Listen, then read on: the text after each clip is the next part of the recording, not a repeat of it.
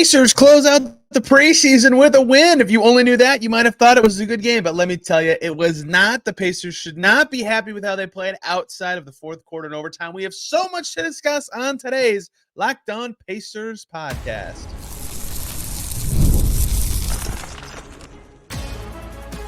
You are Locked On Pacers, your daily Indiana Pacers podcast, part of the Locked On Podcast Network, your team every day. What up, y'all? Happy Friday. Congrats. You made it through the weekend. Welcome into another edition of the Locked On Pacers podcast, where we, of course, talk about the Indiana Pacers. As always, my name's Tony East. I cover the team for Forbes and SI. And today, we have much to discuss from Pacers Hornets. If you didn't see any of it, and this is how you're learning about the game, you will see that the Pacers won and might say, cool. And I will admit, some good stuff happened. We'll talk about that good stuff. Enrique Freeman was awesome. Ben Sheppard looked good. Tyrese Haliburton looked like the most like Tyrese Haliburton we've seen in the preseason. And yet, the main takeaway, the key thing that I think matters from this game was not a good thing. The Pacers starting lineup did not look very good. They had some interesting, solid moments, I would say, but not something they were happy about. Not something Rick Carlisle was happy about after the game either. That is the place to start. We will certainly spend a lot of time on Ben Sheppard and Enrique Freeman and their terrific nights. And again, a win. And we will start, though, with the not fun stuff. The starting five. Let's get to that. We have to chew through this because it's never a good thing when the head coach says it like this. And he's right to say it, right? We can all see it. There's no point of not addressing it immediately. Starting five is not playing well, right? Rick Carlisle's exact quote was, quote, "Our starting group has not been tied together," right? And it's obvious watching it, which is strange because it is the exact same group from the end of last season, which does give some thought to, like, it's preseason, right? I was thinking about this driving home from this game. Like, tell you, listener, tell me one thing that you remember about the 2023 Pacers preseason. I watch every Pacers game more than once, and I can't tell you a thing, right? Because the lastingness of it is not necessarily massive, but it can reveal what could be coming for the season. They did score a lot, for example. So perhaps we're reading into nothing. But the fact that Carlisle's talking about it this way, and if you've watched the games, you've seen it, is at least concerning. And not concerning, that's the wrong word, is at least noteworthy and worth discussing. Hey, why isn't this going better? So for the game, the Pacers starting five played 20 minutes and 32 seconds. They played into the second half of this game.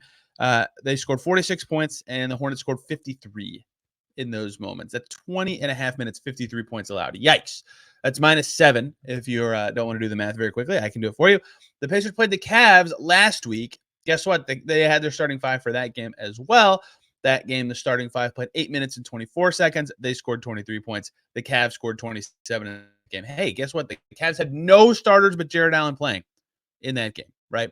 The Pacers starters have not been good this preseason. I almost said this summer. This preseason. That is 2 games. They've been outscored both times. And it's not just about the result, right? The Hornets made 11 threes in the first half tonight. Okay, that's exceptional. They would have, if they hit 22 threes in the game, they would have won, right?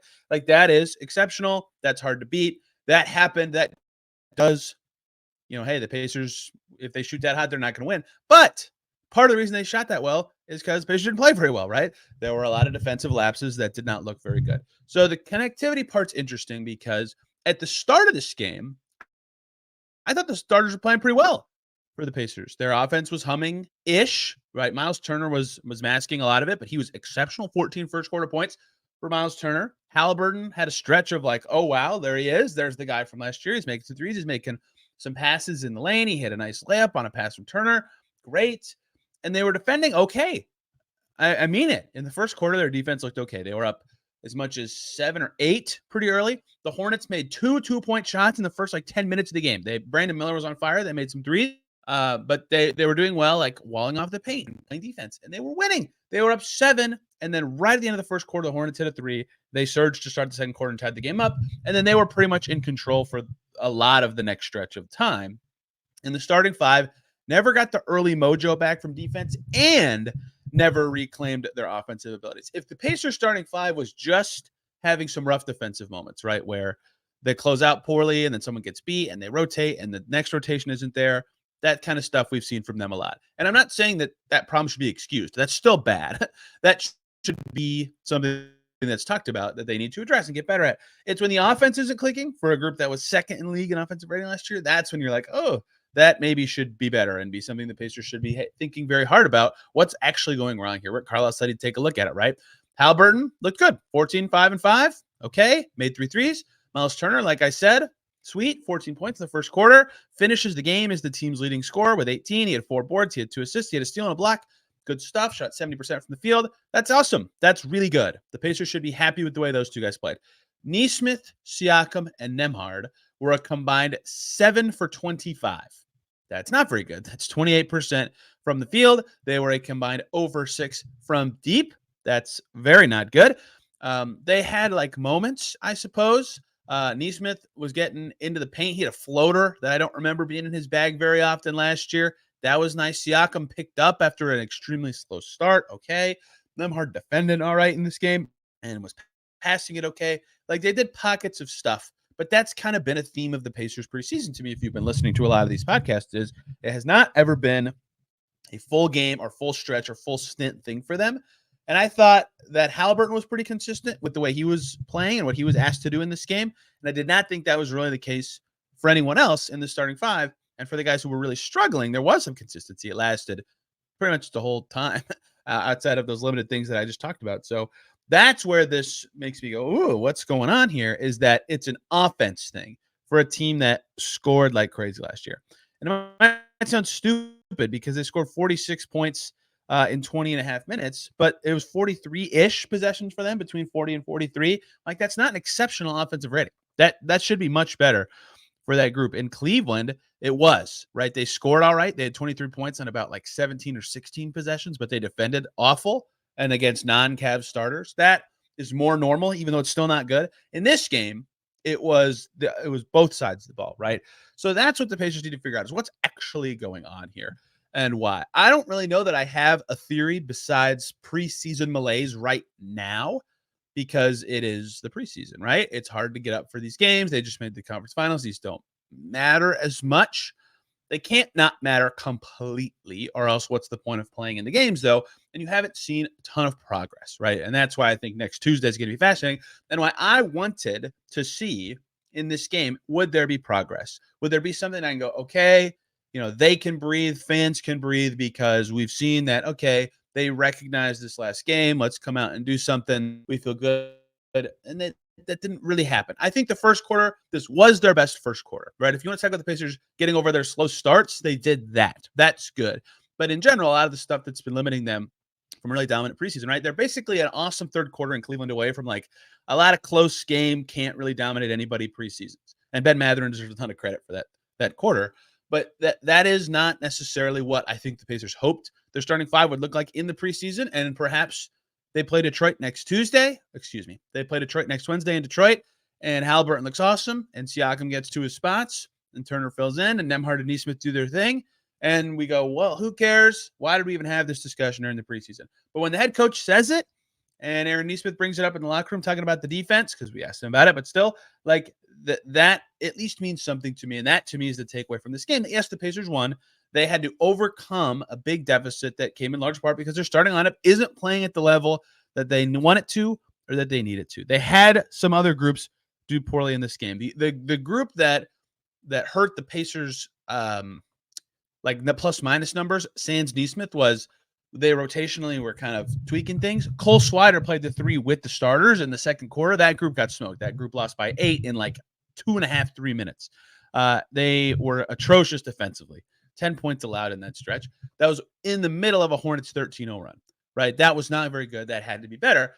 But -7 still not what they need. They need to get something going.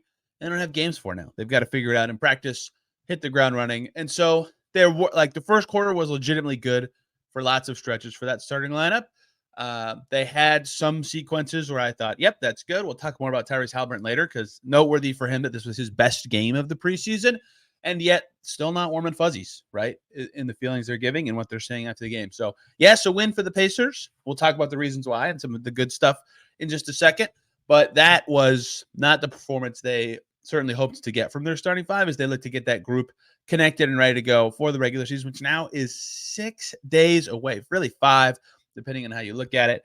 They'll have to figure it out. We can surmise more on these theories next week with guests on what's going on. And then when the real games start, we can talk about it. Let's talk about the good stuff. We got to talk about Enrique, Freeman, and Ben Sheppard. Woo-wee! And a lot of other good stuff from the reserves. Plus, it wasn't all bad for the rotation and the starters. Plenty more notes to get to from this game, too, as we wrap up the preseason. Before we talk about any of that, though, we need to talk about Hims. Your sex life is important, but your schedule is busy. You don't have the time to go to a doctor's office to get treated for ED. Through Hims, you can get a personalized ED treatment without stepping foot outside your door. Hims is changing men's healthcare by providing you with access to affordable sexual health treatments from the comfort of your couch. They provide access to a wide range of doctor-trusted ED treatments like chewable mints and Viagra and Cialis and their generics for up to 95% cheaper. The process is all online, so no need for those uncomfortable doctor visits. You just answer some questions and boom, you can get determined for the right treatment option sent directly to you if prescribed. Discreet packaging, no insurance needed. Hundreds of thousands of trusted subscribers. Hims can help you find the ED treatment that works for you. So start your free online visit today at hims.com/lockdown. That's HIMS.com/lockdown for your personalized ED treatment options. That's hims.com/lockdown. We're back here on Locked On Pacers. Thanks for making us your first listen today and every single day, or second listen. Locked On NBA. I was on there with Wes Goldberg today, talking Kawhi injury, Isaiah Hartenstein injury, some takeaways from the preseason for us. Although I said some unkind things about the Nuggets, and we recorded before the day's games, and then Jamal Murray was awesome for Denver yesterday. So if you listen to that, just know that I'm going to look very dumb. That's everyone's favorite thing when I look stupid, and that episode's going to certainly display that. Let's keep rolling here on Pacers Hornets, preseason game number 4 for the 2-2 Pacers. Look, they won the game. So leading with a dismaying topic maybe wasn't the move, but I thought that was the biggest story from the game and needed to be discussed. The second biggest story, and the reason the Pacers won, and the awesome, happy stuff that they will feel great about, is that they were exceptional late in this game. They were down. I mean, I don't have it in front of me. I know this exists because there's always some sites that track it or make it a thing. I don't have like the victory odds at certain times of the game, right? But the Pacers were down more than 10 points inside the final minutes of this game and looked totally dead. If you want some inside baseball, to be clear, so let me find the exact score before I just get rid of this. They were down 100-90 with 4 minutes and 16 seconds left, 100-88 with 4 minutes and 39 seconds to go, right? So they had work to do, and they surged and cut it to 5, and then they were down 6 with a minute to go, but they got it done. Enrique Freeman with a putback late, Cole Swider with a key 3 late, and then a 4-point miracle play from Ben Sheppard with 4 seconds left. We'll get into more detail on all those plays in a second, but they made a really impressive comeback, double digits inside 5 minutes to get this done. That is extremely impressive despite a lot of the bad stuff that happened earlier in the game. Of course, the bad stuff is the reason the Pacers were down so much in that moment. The group that got it done late was Ben Sheppard, Cole Swider, Tristan Newton, Enrique Freeman, and Quentin Jackson. So the 3 2-way guys, Ben Sheppard and Cole Swider. So some roster battle stuff going on, plus Ben Sheppard there. They were awesome. They were hustling. They were getting good looks. They were defending extremely well. That group did late. In fact, if you look at the lineup stats from this game, that group finished in 10 minutes and 9 seconds, only allowing 18 points, and they scored 33. They were really, really good on the defensive end. Now, to be clear, they were also playing against the Hornets deep reserves, but that has not stopped opponents before against this Pacers team. But this group in particular was awesome on the defensive end. And that was huge in giving them chances to come back. They still probably should not have won. So for some inside baseball, I literally wrote a headline when the Pacers were down 6 in the final minute of Pacers wrap up preseason with loss to Hornets. And then there was a lot more to it because there's a whole article and all this stuff, but whatever. And I had to delete it when Ben Sheppard had this crazy 4-point play. So they're down 4. They throw the ball. The Pacers throw the ball inbounds across the court to Ben Sheppard. He's taking a 3 from the left wing, and a Hornets player actually falls. And so he just shoots, and they called a foul, and there was no foul. Ben Sheppard even said it after the game. I asked him, like, hey, did that's the first shot you made where someone hit your shoe? He said, no one touched me. I don't think it was a foul. someone kind of swiped that towards him, whatever. It could have made a weird landing thing. He drilled the three, which is impressive. And then he was smiling immediately, which made me think he knew it wasn't a foul in the moment, but it was fun to hear him say it. Awesome play. He made the free throw. The bench was going crazy. But that's how the Pacers got to overtime, was that group being really good late, especially defensively. But Sheppard was making threes beyond that and getting to the rim again. He went 3 for 4 on twos in this game. That was extremely impressive. And 3 steals for Ben Sheppard. He was getting the Pacers into transition. When I asked him about the team's defense after the last game, he said, yeah, we're not doing very well in transition. Better in that way as well. And he played more than with just this group. Sheppard played 28 minutes and 14 seconds, by the most of any player in the whole game by far, 4 more than any starter and much more than any bench player, because he was with the second unit as well, because Obi Toppin and Isaiah Jackson did not play. But he played well with that group, and then again, exceptionally well with this reserve group within a lot of the ways I just described. And then Enrique Freeman was also awesome, and this bleeds into overtime as well. Freeman is just an energy machine. I've been talking about him all preseason because he's played very well. 7 for 8. 5 rebounds. All of them were offensive rebounds, and all of them led to him just going right back up and scoring, and a steal and 2 blocks. I don't know that rookie bigs are ever good on defense. I don't think Enrique Freeman can be classified as a good defender yet, but man, are his instincts good, and man, can he move on that end of the floor. And he was making plays in this game. 15 points for Enrique Freeman. He was terrific in overtime. Just overtime, not including any of regulation. Enrique Freeman had 9 points, 3 boards, 1 assist in just overtime. He was awesome in that stretch, particularly with the rebounds, right? He had 3. The Hornets' whole team had 4. He was exceptional late. His energy is just ridiculous. Like, if there's a miss around the basket, even if he's not the tallest guy on the floor, he's going to give himself a chance. Rick Carlisle talking about it after the game, saying hard play is a skill. It certainly is, and Enrique Freeman certainly has it. He was terrific. So was Sheppard. Cole Swider hit a huge 3 to start the overtime period, a little leaner where he was trying to bait in a foul. Didn't get the foul call, but drove the 3. Quentin Jackson had an insanely cool dunk. Seems like he has one every game he plays major minutes in. Tristan Newton was playing actually good point guard rolling in this game. That group just worked. It clicked in that moment at a good time, and it mattered. And so a lot of the other stuff in this game was not awesome, or was just kind of mediocre. That group was the saving grace. They got it done late with their defense. They sealed it in overtime with some offense and with some Enrique Freemaning. And that was the biggest positive, was specifically Sheppard and Freeman combining for 29 points, right? Only Myles Turner scored more than Freeman, and then Haliburton was at 14 as well, matching Sheppard's number. But those two were awesome in this game, and proof of the concept of hard play being a skill that can matter and get it and swing a game, because they were playing harder than anybody else and generating good shots and making plays, and the Pacers bench absolutely loved it. So real big credit to that group for what they were able to do in the final minutes. No one wants preseason overtime, but at least it was a fun one, and the crowd that remained for it got to see a fun show, and they played great in that period to get the win. Like, this would have been a much different feeling if the Pacers went 1-3 and did not have that stretch, because they wouldn't have had any really dominant stretch in this game outside of like a small pocket of the first quarter, right? So big credit to the Pacers and those two players, especially for that. With regards to Freeman, I mean, look, Swider was fine in this game. He went 2 for 5 from deep, which is like all that really is going to matter for him this year. He had 4 rebounds as well.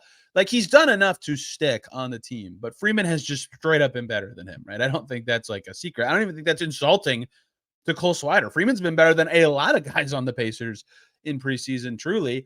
And I keep saying, when it comes to the roster decision of what they're going to do, if you just simply were ranking the best to worst players on what they've shown, at least in like a recent enough memory that you're not just looking at preseason, Freeman's probably in the top 15. He's been awesome. He was really good in the summer league. Immediately obvious he was okay in that sitting, and then became good. And he's been very good again in the preseason. So I just wonder what they're going to do with the back of their roster. It'd be totally fine for them to just keep it as is. Does having Enrique Freeman on a 4-year deal make more sense than Cole Swider on a 1-year deal? But then you lose potentially Cole Swider. Does Cole Swider want a 2-way? Do they even bother switching those things up when they could just do it midseason? I don't know. I think they could probably justify just about anything. But Enrique Freeman has certainly earned a lot of discussion about his spot on the roster and what it could look like. But perhaps it's a discussion for midseason with the number of Pacers contracts that aren't fully guaranteed.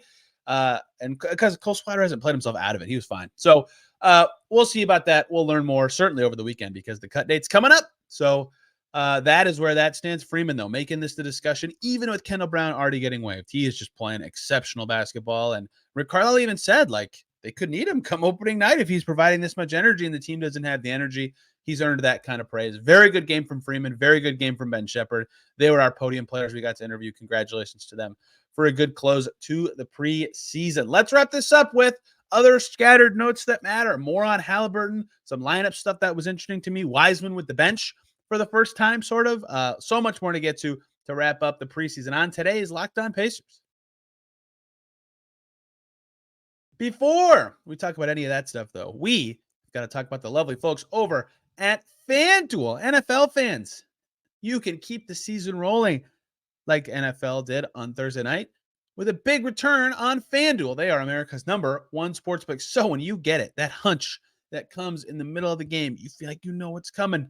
You got to bet on it. Well, you can check out the latest stats from whatever game you might be monitoring, or you can view the live play-by-play so you can see what's going on, what point of the game it is, and so much more on the exact same page where you place your bets on FanDuel. So you can be informed, and you can do the best timing to act on those hunches. And on FanDuel, when you place your first $5 bet, you will get $200. How about that? In bonus bets guaranteed when you place that first $5 bet. That is all on FanDuel.com.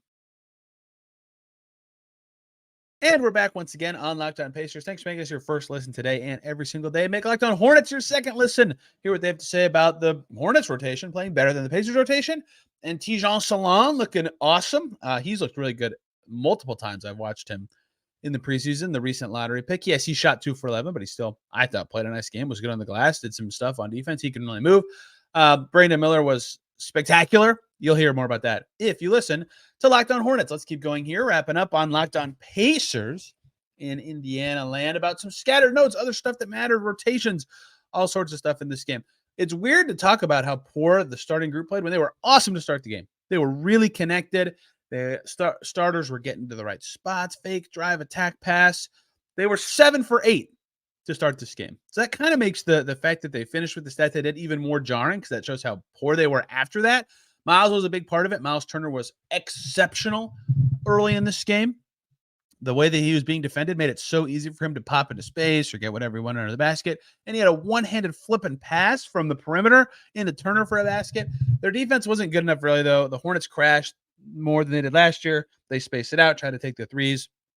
You got to be connected against that kind of group, and they weren't. But their offense was until it wasn't. They really hit a wall hard and never got it back.